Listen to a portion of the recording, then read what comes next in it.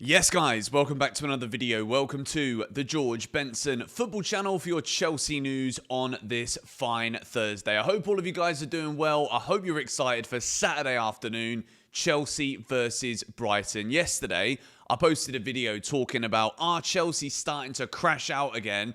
Are we about to see a massive drop-off? And weirdly, it was Brighton last season that was the tipping point. It was the match or the two matches in succession where I looked at it and thought, this is going south. And then Chelsea turned it around. I'm seriously thinking and hoping, depending on who's going to be fit, we'll have to wait for Maresca's press conference. Tomorrow's press conference before the Brighton game is a massive one. We're going to find out a lot about what's happening with Cole Palmer. Is he ready to play? Is that even the right call? Considering we keep seeing the reoccurrence here of almost the same injury.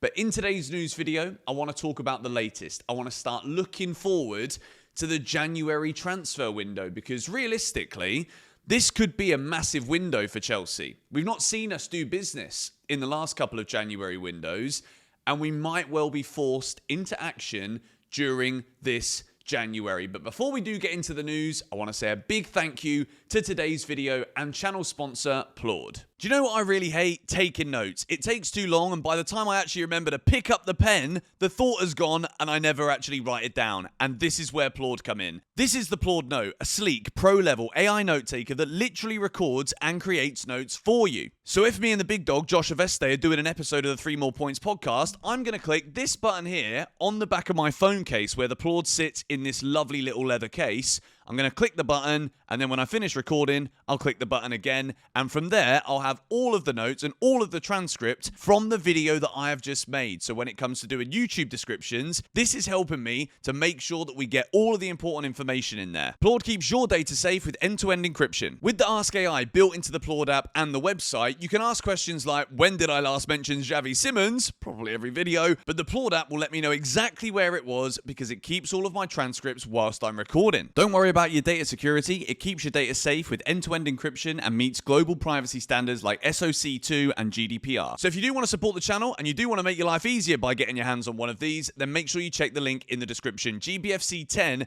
gets you £10 off your Plord order.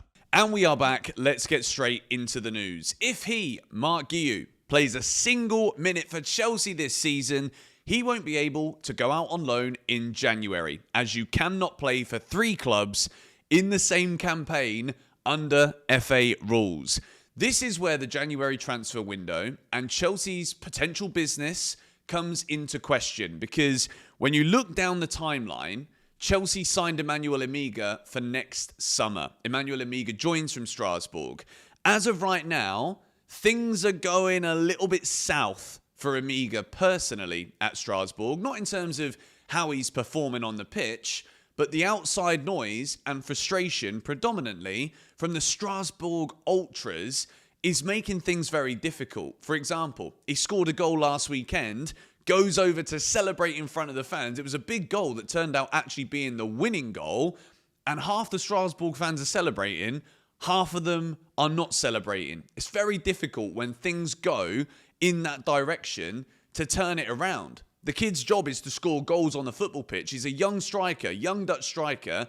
Yes, he's joining Chelsea, but at the minute, I feel as though Emegha personally is the scapegoat for the disgruntlement towards Blueco, and Strasbourg technically just being Chelsea's feeder club at this point. There's also talk now that Ismail Decore could become a Chelsea player next year too. So Strasbourg fans are right to feel frustrated. But when we bring it back to this Mark Guehi story, if he plays any minutes for Chelsea this season, he cannot go out on loan to an English club again this year. Now, I don't think Chelsea had any... There wasn't a single part of Maresca's plans or whatever that wanted Mark Guehi at Chelsea this season. Not because we don't rate him, not because we don't think he can become a good striker, but obviously we couldn't have foreshadowed Liam Delap's injury. And it's also important to note, the latest on Liam Delap's injury is that he is targeting 2026 for a comeback. So according to this, if we believe all of this, we can forget seeing Liam Delap back in November. We can forget him being there for the Christmas period. we're not going to get Liam Delap back on the pitch until January. We can start trying to plan for Delap's return at this stage. So for Mark Guehi, he's not featured yet. He could have played against Lincoln, but Chelsea were unaware of the rules. I'm not going to sit here and blame anyone for that. I thought, personally, that because he played for Sunderland, he couldn't play in the Carabao Cup for Chelsea. There was a rule change he could have done. But he's not featured yet at all. Now, João Pedro, for me, has not looked fully fit. So when we talk about this story and information here, again from Kieran Gill, Chelsea have left cash in reserves for the January window should they decide an area needs strengthening. And it would not be a surprise for the same names to crop up again. We're talking about some of the players that we could have signed last summer. I'm thinking maybe a Maignan, goalkeeping signings, maybe Mark Guehi on pre-contractual agreements, but that isn't going to aid us in January. Now, I'm looking at the players we've got out on loan, the players that have signed for Chelsea, like Emegha. Mike Penders is on loan. Sarr is on loan. And Sulmino is on loan. We're talking all the time about, we don't want to ruin the pathways for these players. We bought these players in because we really back them. So we're either going to bring them back off the loan and actually play them. Not in this like Mark Guehi situation where it's like, all right, we bought you back off loan. We need a striker, but no, we're not going to play you. All of this just doesn't seem to add up to me right now. I know it's not been that long, but I think Chelsea need to be very careful here because in the January transfer window, if Chelsea are desperate, we are going to get priced out of moves again. And we have also got to be very careful that we don't spend and panic in January and then inhibit us from actually buying targets that strengthen the team next summer. Now, we've already got players joining next summer. Kendry Páez will come back, and that might be a bit like an Andre Santos, who had a good year last year, comes in this season, feels like a new signing.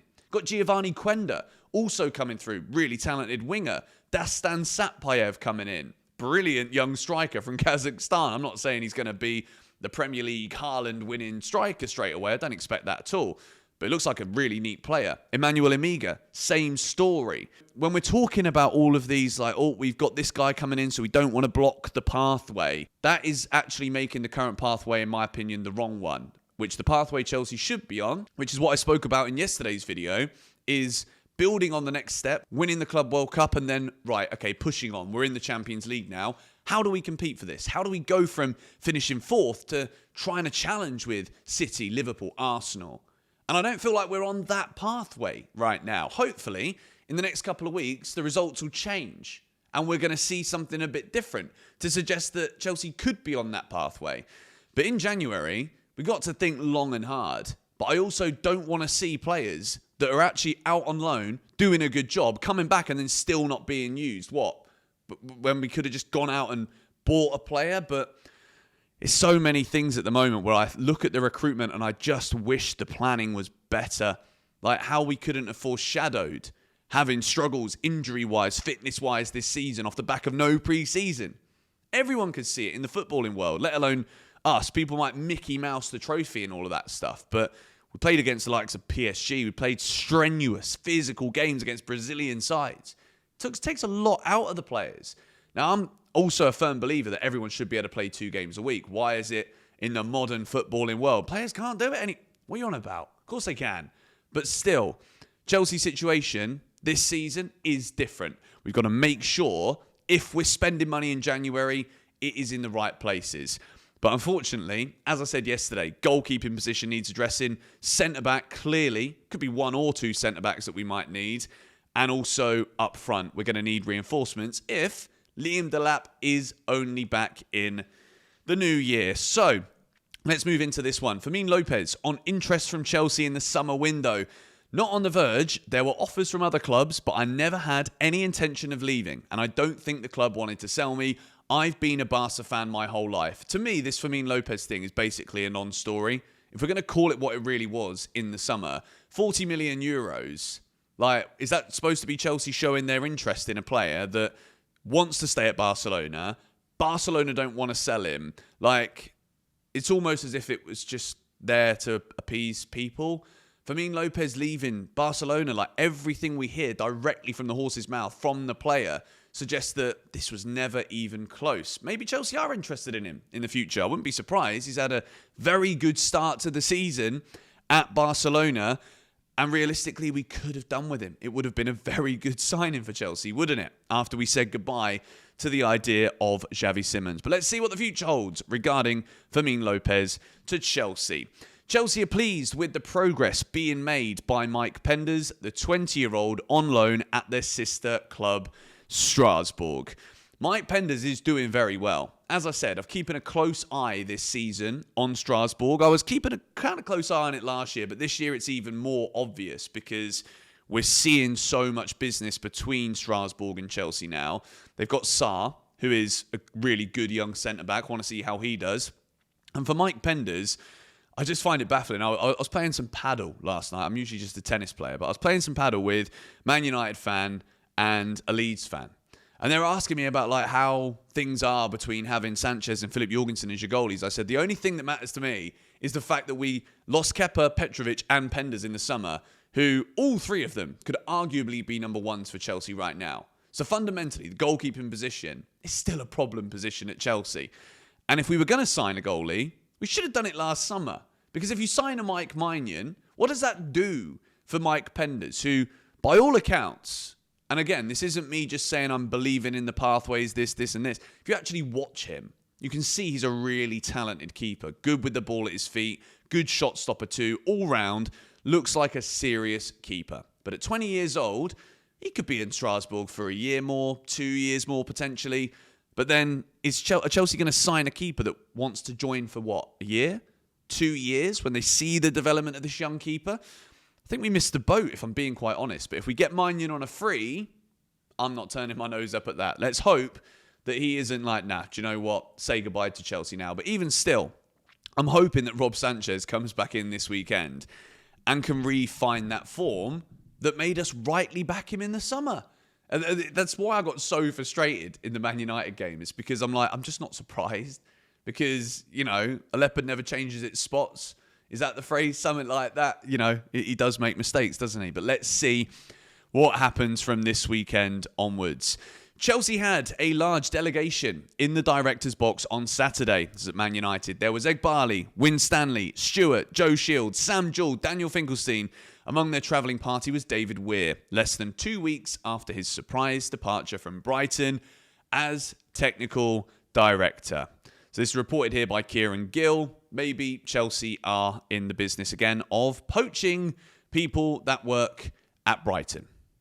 At this point in time, that wouldn't surprise me at all. Wouldn't be the first time we've done it. Wouldn't even be the second time. Third time that we've done this, to be honest. But watch this space. We can read into it if we want to. I want to focus on the football for right now because we've got a job to do. We've got to turn this around. We've got to get back on track and back in form. So the main topics today, there's money to be spent in January. My big question is, where? Because I don't want whatever we do in January to be a panic buy. Maresca, if he's going to stay as our manager, needs to be backed here with the players that he wants and needs. And at some point, we're going to have to deviate away from the course, right? We've signed so many young players that can be sold for profit in the future. We've also sold a lot of those players that we bought in to develop and then probably signed players that might not even be better than them already. So we need to start taking steps forward to appease a lot of people that have genuine standards of where Chelsea Football Club should be going. I didn't want to talk about this too much because, again, I don't know if I truly believe it. But there is rumours that there is disgruntlement right now at Chelsea. Indy Kyler posted yesterday on social media about potentially players finding Maresca arrogant. Again, I'm not entirely sure. David Ornstein validated Indy Kyler as a source back in the summer. But whether this information is true or not, I don't want to buy into it too much. I still back Maresca. I still think he can turn it around because I've seen that he can turn things around with the decisions that he makes and with what he does on the field for us with his decisions. Speed up the first halves. Let's not be chasing the game every match because we don't start well and we just try not to concede, which actually leads us to conceding because we're not good enough defensively. Let's get rid of all of that nonsense. Let's go out there and attack teams and kill teams.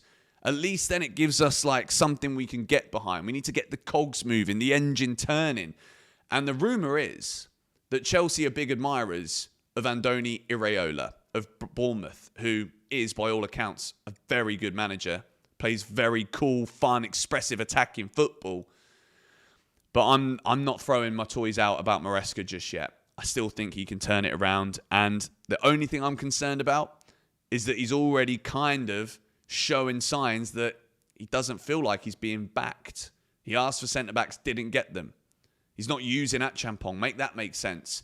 Swallow a little bit of pride. Let's use the players that we've got. Let's try alternative options. When things don't work, it's not like we don't have things that we can turn to. You've got Achampong. Use him. That's what I want to see moving forward in the immediate. But anyway, I'm going to wrap this video up here. Thank you guys for watching. If you did enjoy it, please do smash to pieces the like button. I know when we're losing, it can sometimes be difficult. And like, look, I'm not going to be just looking out into the future and just saying things are going to be great when right now it doesn't feel good. I'm going to keep things how I feel. And if that is too negative for you, then, you know, sorry. But what can I say? Like, I just say what I think every day. That's the way that this channel works. When it's great, it's really great. And everyone's happy and everyone's smiling and everyone's excited. But at the minute, we've got to iron out a few things. And I'm seeing creases appear in a lot of different areas, be it recruitment, be it the way the players are playing, the way the manager's even talking. There's creases. We need to iron these out and fix it. Thank you guys for watching. Subscribe to Shootout, link in the description as well. Come on, you Blues.